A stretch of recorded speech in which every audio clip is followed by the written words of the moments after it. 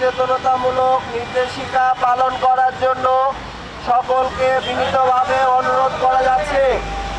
যত্রতত্র রাস্তা পারাপার করবেন না। রাস্তা পারাপারে জেব্রা ক্রসিং, ফুটওভার ব্রিজ বা আন্ডারপাস ব্যবহার করুন। যেখানে জেব্রা ক্রসিং, ফুটওভার ব্রিজ বা আন্ডারপাস নেই সেখানে ডান বাম ভালো করে দেখে রাস্তা পার হন। ফুটপাত ব্যবহার করুন। যেখানে ফুটপাত নেই সেখানে রাস্তা ডান পাশ দিয়ে একজনের পিছনে একজন চলাচল করুন। বাসে ওঠার সময় ডান পা এবং নামার সময় বাম পা আগে ব্যবহার করুন। মোটর সাইকেল চালনাকালে মোবাইল ফোন ব্যবহার করবেন না। চালক ও আরোহী উভয় হেলমেট ব্যবহার করুন। প্রচারে বিআরটিএ। প্রতিদিনই মানুষ দুর্ঘটনার শিকার হচ্ছে। আমরা একটা নিয়মিত ক্যাম্পেইন হিসেবে এটা করব, যাতে জনসাধারণ সচেতন হয় যে কীভাবে সতর্কভাবে রাস্তায় চলতে হবে। যাতে আশা করি যদি জনসাধারণ সতর্কভাবে চলে তাহলে এই দুর্ঘটনা অনেকাংশে হ্রাস পাবে। এই যে আপনার সাথে সংশ্লিষ্ট আছেন যারা বাস পরিবহনের সাথে সংশ্লিষ্ট, আপনি বলছেন দুর্ঘটনা কমানোর জন্য সব কিছু সচেতন করা, কিন্তু আসলে প্রতিযোগিতা কমছে না, চুক্তিভিত্তিক বাস চলাচল কমছে না, ফিটনেসবিহীন গাড়ি চলাচল কমছে না, সেগুলো আসলে কীভাবে নিয়ম? আমরা তো ফিটনেস করার জন্য যেটা হয়েছে যে অনেক গাড়ি ফিটনেসের জন্য আসতেছে না। এমনও বাস ঢাকাশে আছে যারা ফিটনেস ছাড়াই চলতেছে, তাদেরকে আমরা ধরার ব্যবস্থা করতেছি। একটা বিজ্ঞপ্তি দেওয়া হবে নির্ধারিত তারিখ দিয়ে, এই তারিখের মধ্যে ফিটনেস রিনিউ না করলে এই ফিটনেস বাতিল হয়ে যাবে। তারপরে আমরা একটা তালিকা দিব কারা ফিটনেস রিনিউ করে নাই, সেসব গাড়ি রাস্তা থেকে ফিরিয়ে দেওয়ার জন্য আমরা পুলিশকে অনুরোধ করবো যে সেই গাড়ি রাস্তা চলবে না। এবং আমরা শীঘ্রই একটা বাস রোড রেস্টুরেন্টে যাব, ফ্র্যাঞ্চাইজ হবে, সেভাবে একটা ব্যানার একটা কোম্পানির আন্ডারে অনেকগুলি বাস চলবে, ফলে প্রতিযোগিতা হবে না। আমরাও 40 বছর ধরে এই পরিবহনের সঙ্গে সম্পৃক্ত। আমাদের মালিক সংগঠন, শ্রমিক ফেডারেশন সহ আমরা দীর্ঘদিন যাবৎ আমাদের এই কর্মে আমরা ব্যস্ততা থাকি।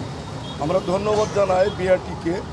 তারা এই যাত্রী সচেতনতা, গাড়ির শ্রমিকদের সচেতনতা এবং মালিকদের সচেতন করার জন্য যে পদক্ষেপ গ্রহণ করেছেন, এটাকে আমরা বাংলাদেশ সড়ক পরিবহন শ্রমিক ফেডারেশনের পক্ষ থেকে অভিনন্দন জানাই, সাধুবাদ জানাই। এই কর্মসূচি পালন করার ক্ষেত্রে আমরা পরিপূর্ণ সহযোগিতা করব এটা প্রতিশ্রুতি দিয়েছি। আমরা শুধু দুর্ঘটনাকে কেন্দ্র করে এবং বিভিন্ন প্রয়োজনে শুধু আমরা সমালোচনা করতে যাব। আমরা আহ্বান রাখতে চাই বাংলাদেশ সড়ক পরিবহন শ্রমিক ফেডারেশন এবং মালিক সমিতির পক্ষ থেকে, আসুন দেশটা আমাদের সকলের, আমরা সকলের সম্মিলিত প্রচেষ্টায় আমরা যাত্রীদেরকে সচেতন করি, ড্রাইভারদের সচেতন করি, মালিকদের সচেতন করি, প্রশাসন এবং পথচারী। আমার পাশেই দেখেন একটা ফুট ওভার, এটা ব্যবহার করা হবে যাত্রীরা বা পথচারীরা হাঁটবে, কোনো পথচারী যাচ্ছে না। একটা ড্রাইভার 40 মাইল স্পিডে গাড়ি চালিয়ে আসতেছে, তার কোনো সিগন্যাল নাই, তার সামনে দিয়ে এই ফুটব্রিজে না উঠে মাঝখানে দৌড়াচ্ছে।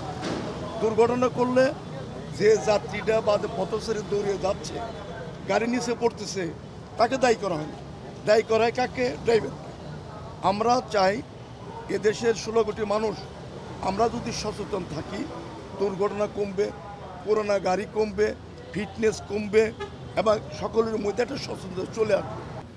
আজকের মুখ্য উদ্দেশ্য হলো আমাদের মাননীয় সচিব মহোদয় এবং বিআরটিএ চেয়ারম্যান মহোদয় সহ রাস্তায় নেমে এসে প্র্যাকটিক্যালি যে অবস্থানটা আমরা নিয়েছি সেটা হলো সকলকে সচেতন করা। অর্থাৎ যানজট বলুন অথবা দুর্ঘটনা বলুন, এককভাবে এর জন্য কেউ দায়ী নয়। এর জন্য সম্মিলিত প্রয়াস দরকার, প্রচেষ্টা দরকার। তারই উদ্যোগস্বরূপ আজকের আমাদের এই কর্মপন্থা। সরকার যেভাবে বর্তমানে উদ্যোগী হয়েছেন এবং বিভিন্ন ডিপার্টমেন্ট, বিশেষ করে বিআরটিএ আমাদের যে অথরিটি যেভাবে সচেতন হয়েছেন, বিশেষ করে সচিব মহোদয় যেভাবে উদ্যোগী হয়েছেন, সকল বিষয়ে উনি নিজে সরজমিনে এসে দেখেন এবং তদন্ত করেন এবং ব্যবস্থা নেওয়ার জন্য উনি সিদ্ধান্ত দেন।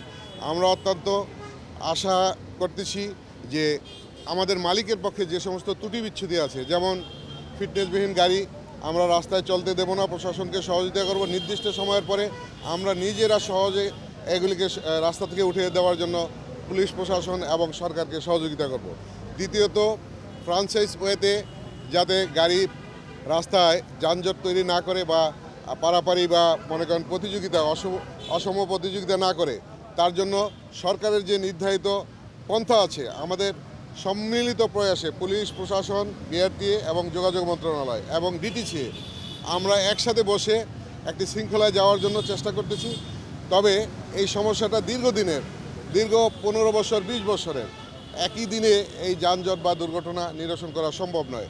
আমরা সরকারের পক্ষ থেকে যে উদ্যোগ পেয়েছি এবং আমরা যেভাবে সহযোগিতা করার জন্য এগিয়ে আসছি, মালিক শ্রমিকদেরকে আমরা সারা দেশে, শুধু ঢাকায় নয়, এই যে মডিফিকেশন এবং এই যে কাউন্সিলিং এর প্রকাশ যদি সকলের মধ্যে আমরা বিকাশ করতে পারি, তাহলে দেখা যাবে যে ক্রমান্বয়ে আমরা ধীরে ধীরে এর উন্নতি দেখতে পাবো।